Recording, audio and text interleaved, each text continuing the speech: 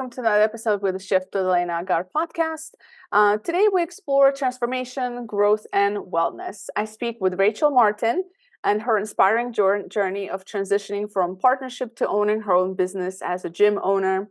Join us as we discuss the challenges of overcoming fear, the importance of authenticity and wellness, the impact of relationships on personal growth and clarity, from the paradox of access to health information to the significance of accountability and fitness goals.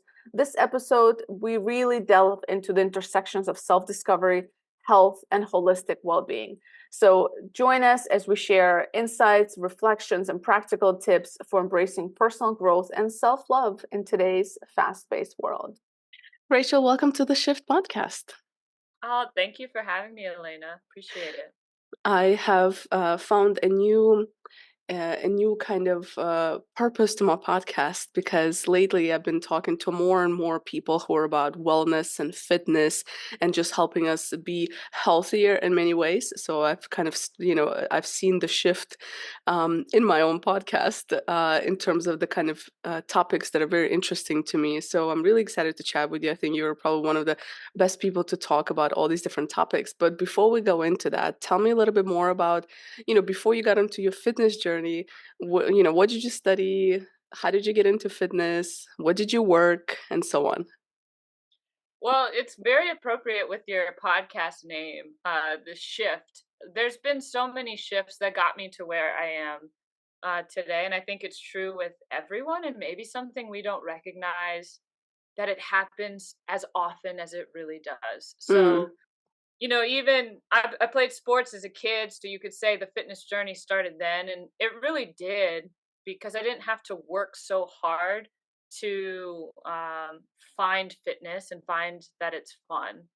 Because I'd played soccer, basketball, tennis. Then I got to college and ended up playing at basketball in college at University of Mary Washington. That's in Virginia, and studied biology there, which was the last thing that I thought I would be studying. I counted on my hands how many classes in Bio 101 I stayed awake the whole time. But the reason I ended up majoring in it was just simply to challenge myself and say, you know what?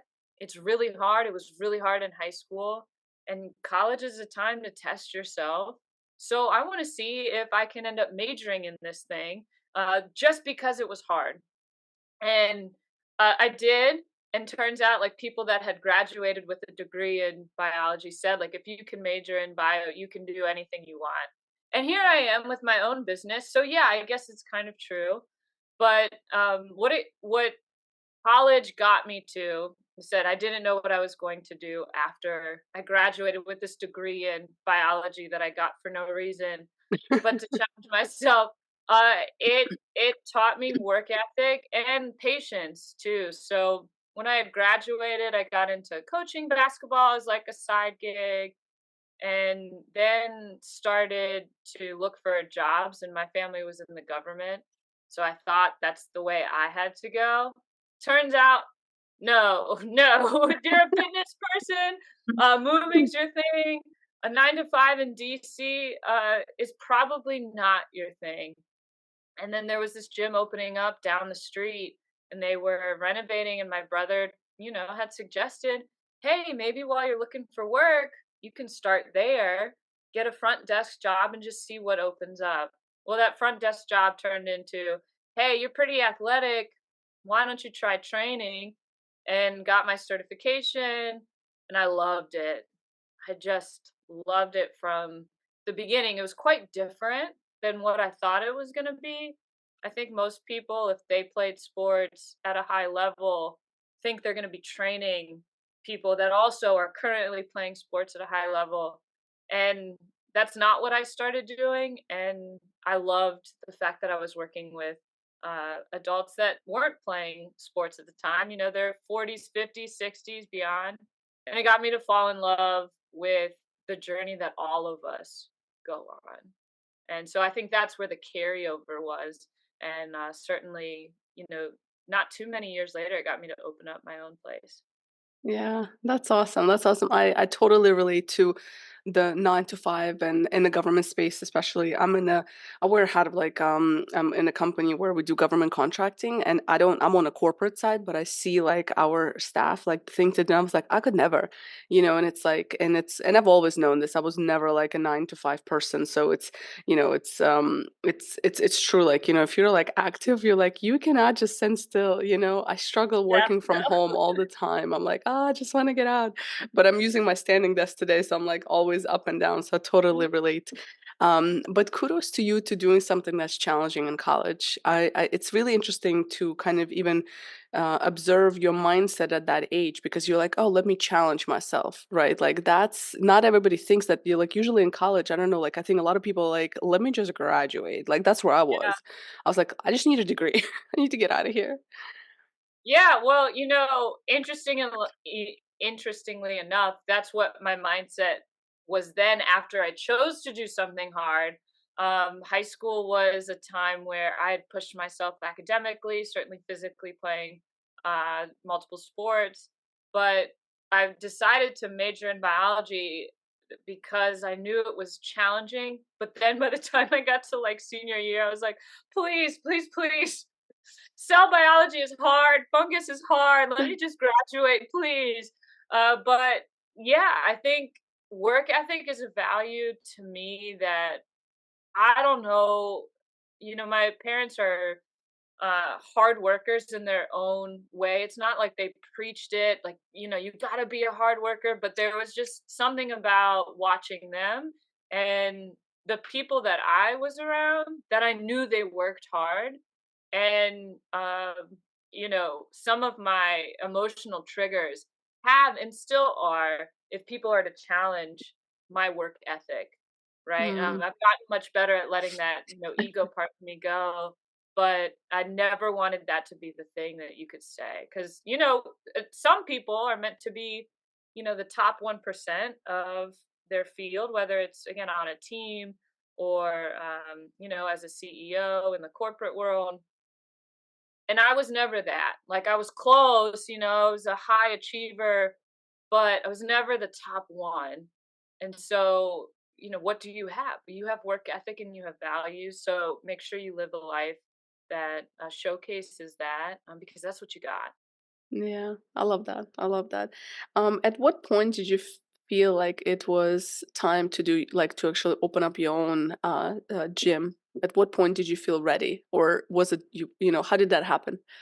Feel ready.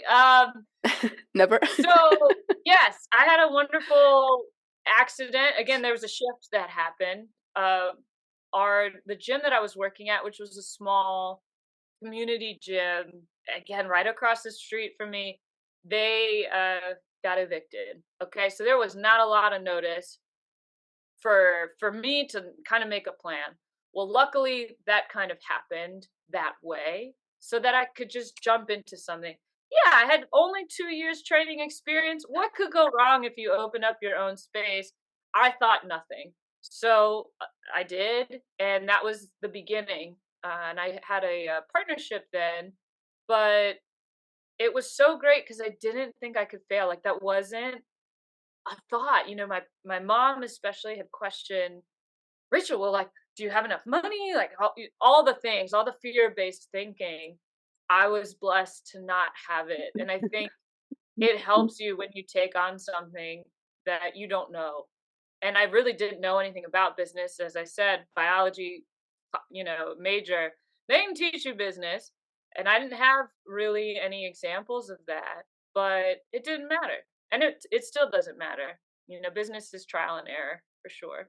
Yeah, absolutely. And so then you've opened up as a partnership, and then you end up actually going off on your own as well. So at what point, like, I agree. I don't think you're ever ready for business. I don't think you're ever ready for your next adventure. There's too many unknowns. We don't know what we don't know. But it's like, I love that you said that there's that you didn't have that fear, and it's something that I think a lot of people struggle with, because that fear can really be detrimental to your success, development, happiness in life, and so on, because we are stopped by that fear so much. One of my Yep. favorite quotes that I have here on my board says, have fear, but don't have doubt. So, like, move forward with whatever it is. So that's kudos to Yeah. you for again for just be like, yeah, optimistic, like just go for it. I got lucky there, but it shows you, and it's a good reminder to what you accomplished when you didn't. And there has been some great books. I was reading one, the woman that wrote, and she did a TED talk, My Stroke of Insight, Oh where like, yeah. yeah, her brain, really shut down. And Mm-hmm. the part that shut down was like that fear-based part. And so she talks about, in this one, it's called Whole Brain Living, how she what that experience was like to live without that part of her brain. And then actually, years later, when she gets that part online, as she says, what reintroducing that part was like. It's a great read, but it's just a reminder that, you know, so much can happen when we learn how to work with what we have, and our brain is a special part of us, and each part communicates with each other, and how you get them to communicate is what gets you to move through something. So again, it's not like we're not going to go through fear, and having Mm-hmm. fear is good for us, but how do we turn the other parts of our brain on to move through it, run through it? And certainly that was a big turning point. And then another shift that happened was leaving what was then safe for me. We were in that business for two, 3, 4, 5, I don't know, 5 years or something, maybe longer, a little bit longer. And that was safe and comfortable, but it wasn't me. And so that was the next shift of like realizing, oh my gosh. And it's sort of, while there was a slow progression to that, really one day I woke up and was like, no, no more. And had to move through that stage to open up something that was more me. And then you go through thousands of iterations of what that looks like, and you're constantly molding it like a piece of clay to get it to be more like you. Mm-hmm. And that's where we're at now. So Connection Wellness Center has been open for almost 2 years, and it's been constant drafts of what I want to bring to the world. Yeah, I love that. And so you have this concept of authentic wellness. Talk to me about that. Mm. So that came through the shift of what I was living before in my previous business. That stage of my life, probably 22, 23 to like 30. And really what had started to happen, when you think of what can happen over 7 years, was that I had turned off one part of myself that I had grown up with my whole life.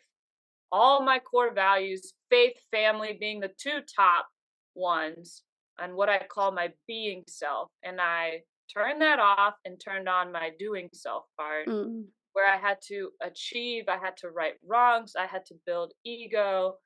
But I loved it. I really did like the work side of me, because it felt like everything was gelling, but it wasn't. It really wasn't. And I got caught up doing things that and running away from who I really was. So to give more clarity to that, it was, I stopped seeing my family as much. I stopped talking to friends. I got away from faith that I had lived, again, my whole life. I was in a toxic relationship, and I worked 24/7. And that's just not a good recipe for being who you are. Mm-hmm. So again, as that light switch clearly came on one day, I was like, oh my God, everything that I thought, something, I knew something was off. I knew something was off, but I didn't know what it was. I was like, I wasn't myself. My parents were right. They called it, but I didn't see it. And so I developed this concept called authentic wellness, and what it means. And this is what I'm trying to bring through Connection Wellness Center, and really everything I do is help people be themselves, because really the first step to healthy is to be your authentic self. And if you want to be your most authentic self, you also have to be healthy. So there's this beautiful relationship between the two. And I encourage people to figure out how to get on that journey of both, really, because they'll intersect where they're supposed to. Mm. I love that. It's and it's I ponder this as well in your in 20s, like I think we're just meant to be a little bit lost maybe in some cases. And I always, I was very similar. A lot of people in my life were had their own trials and tribulations, and there are a few people who kind of have it all together in their 20s, but then a lot of people just, I think it's just part of that growth, part of that learning. And then it's really up to the person's like how you come out of your 20s, like how you come out. Either you come out with clarity like you did, or you continue that journey until it's time for you to be like, oh, like I'm not really being myself, this is not the life. And to your point, like relationships really play a role, and that is something you also very much focus on, is the connection with us as human beings, right, in wellness. So talk to me about the importance of having that connection, and interactions and relationships, and how do you see it as part of wellness? They make you or they break you, to be honest and to be blunt. And I think I don't know who says this. I'm not great with remembering who says what, but there's a quote that says you're the average of the 5 people you spend the most time with. Yeah. And holy moly, does a relationship count? And yeah, that it was one decision. I said one decision that swallowed up 7 years of my life and who I was. And you Yeah. can't take it back, and you don't want to, which is good. I don't want to, and I'm grateful for it because really it saved me the rest of my life. So I gave up, or I invested 7 years of not being me, made a commitment to myself that I'm never going to go down that path again. And, so far it's a couple years later, that's true. And now it leads to more intentional decisions. So, sort of the imagery of one decision leads to the next, you kind of build a snowball, or you're like the hamster in the wheel and you just go, go, go, go, go. And that was, again, the doing self taking over and not pausing. And I think pausing is so important. If you don't have time and space to be yourself, to know who you are, then you can't have clarity, and the decisions that you make, the actions that you take are going to be cloudy. They're not going to be you because you don't know who you are. Mm. And so I wasn't me because I didn't know who I was for a period of time, and I kept getting further away, but it all came down to one decision of who I spent my time with. And for people that might have that in their life right now, you got to cut it at all costs. So that was my business partner. And that's when I woke up and was like, I can't run this business anymore, because if that persons, whoever your connections with, are negatively affecting you, if they're 10 feet away, they're going to affect you. If they're that close, they're going to affect you. You can't be clean in a dirty tank. So, the connections, positive or negative, they affect you. What you want to do is surround yourself with people that accept your being self. Yeah. Yeah, I couldn't agree more. I believe in energy so much, and you were talking about kind of knowing yourself, and I think once you become aware of yourself and your values and so on, you almost like when somebody is in the room who has a different type of energy, so to say, or an energy that doesn't align with you, almost you feel it, and that's why there is something to it. When somebody walks in the room, you either feel good about them having them there, or you're like, I don't know what it is about this person, I just don't vibe with them, right? Then there's something to that. And I think that starts with being in tune with yourself. Because if you're not in tune with yourself, then you don't even know, you might just be like, hogging on to people who are around you, and they might not be the best people for you. And then you adjust to that kind of Yeah. personality. And then you're like, wait a minute, that's not who I am. And it's a tough game to play for sure. And it's slippery. Again, it's Yeah. very slippery, and it can take you. And that's what I didn't realize before this happened, was how tricky and how slow it can be. You don't Mm, even notice, and all of a sudden you're a different person. But you got to hold, once you find your standards and what you stand for, you really need to stand strong on that.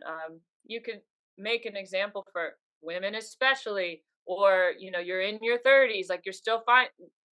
It's true for anybody. We go through it as teenagers, we go through it in 20s, 30s, and I'm sure throughout, who you are and who you stand and what you stand for you need to be clear, you need to revisit it.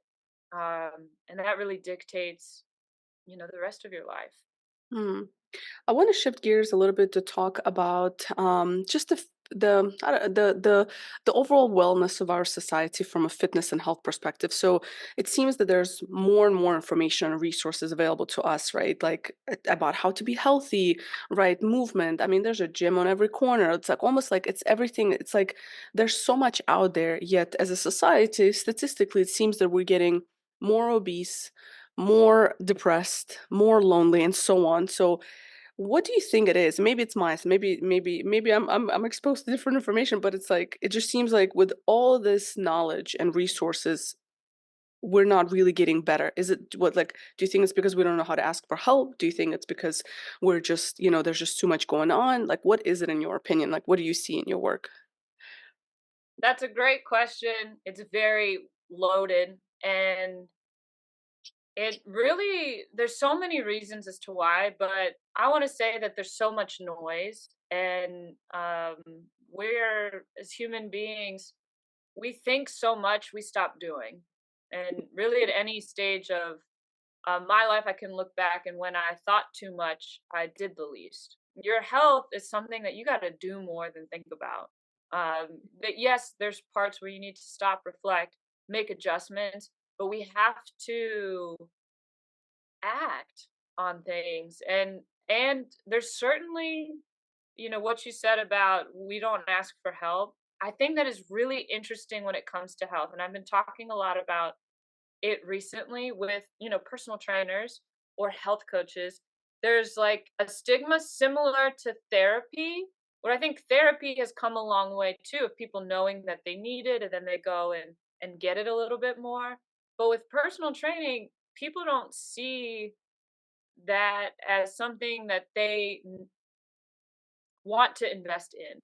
Hmm. And I think it's because we think and we put pressure on ourselves to be able to do it on our own. Right? So it's like, "Well, why don't you do personal training?" Well, it's like $600 a month or whatever. And, I can go to the gym for $30 a month. Yes, you can. But really, everything in life we exchange money for. And, Hmm. the question is, how much do you value your health? And if you're not, and it could be personal training, it could be, again, health coaching, it could be something else. It doesn't have to be in the fitness world, but how much are you spending on yourself, monthly? Will tell you how much you think you're worth. Yeah. You know what's interesting is that it is an investment, and I do agree that a lot of people like, well, I'll just go to the gym, but it's like, you know, you can go to the gym, but there's a science to exercise, right? Like, and that's what a lot of thing of people misunderstand is that exercise is a science. It's not like you just go to a trainer to work out. No, it's a very specific, tailored, kind of workout for you based on your goals and so on.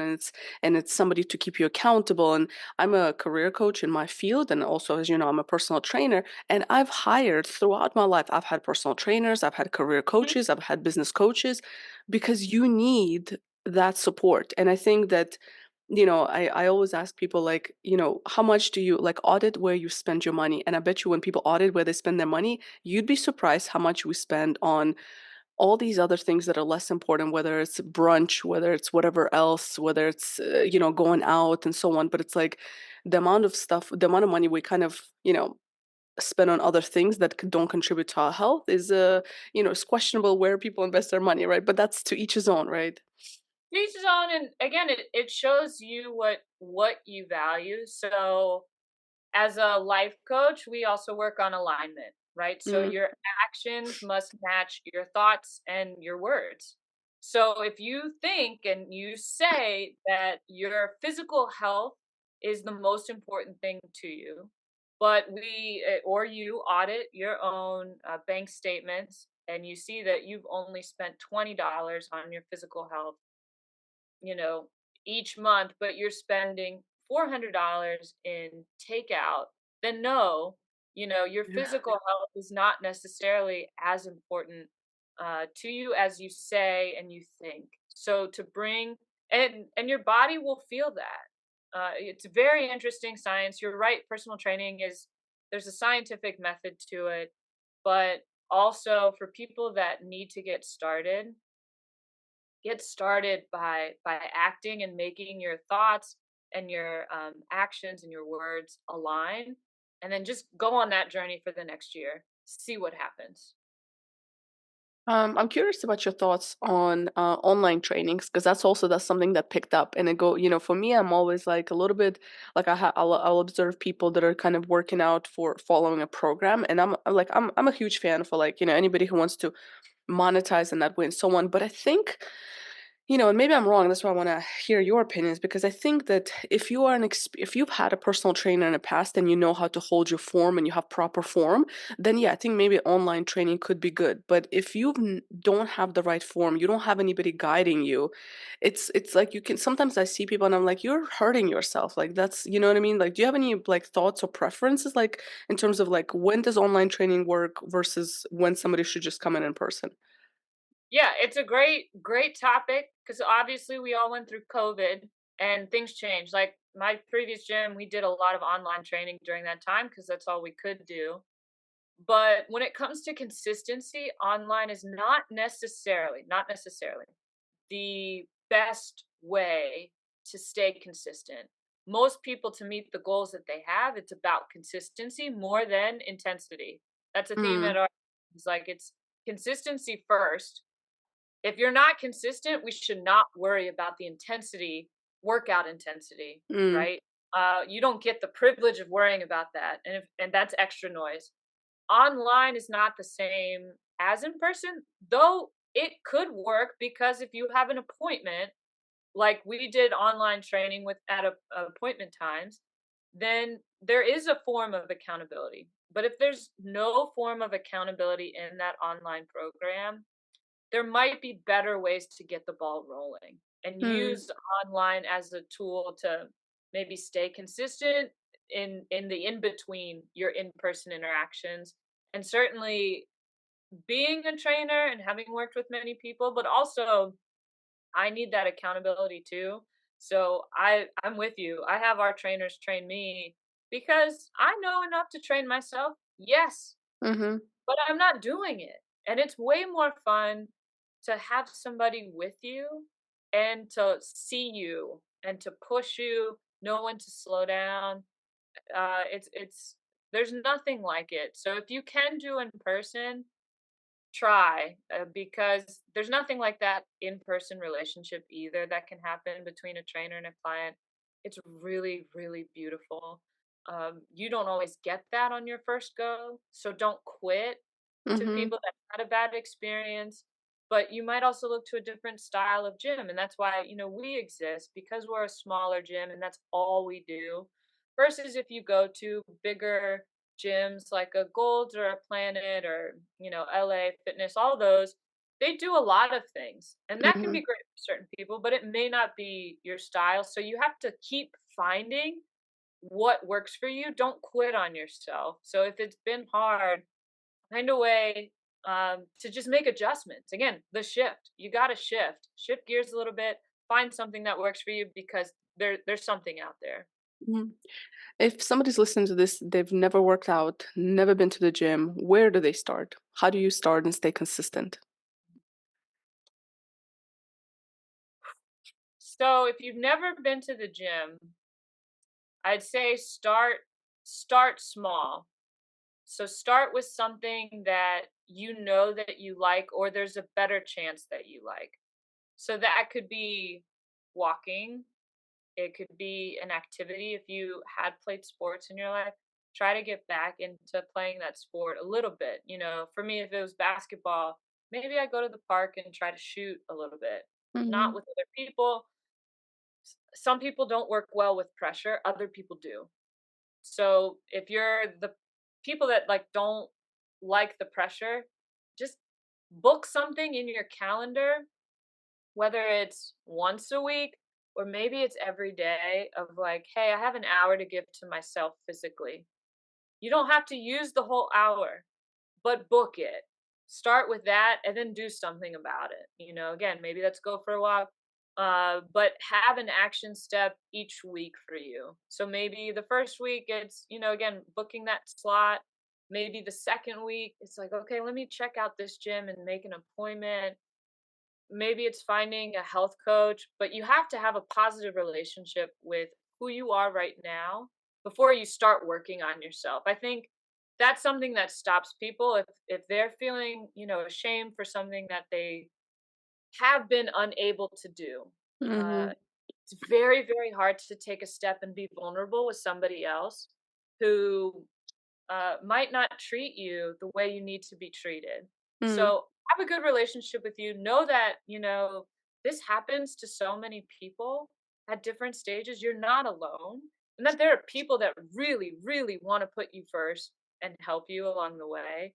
And to maybe do your research. So that's another thing that you can check out beforehand of gyms. Like you can look at their reviews, see what they're saying about different, trainers, but find something you like and block the time off are two big tips that I really recommend doing. It works for me because again, we can all book our calendars up with appointments or picking up the kids at this and then making this, like, we can all stuff it. That's not hard to do. What's hard is blocking stuff off. What's hard is saying no to certain things. Mm-hmm. Uh, Start with that and let yourself explore. I think some people get caught up in being perfect with their health and like, well, I have to do this for an hour. No, you don't. Mm-hmm. Mm-hmm. No, you don't. But give yourself an hour and see what you do with it. Because if you did 15 minutes, that's better than nothing. If you did 30 minutes, that's also better than nothing. But you don't have to use the hour. You got to get into the habit of putting yourself first, and the habit of giving yourself time before you actually give yourself the time. Mm-hmm.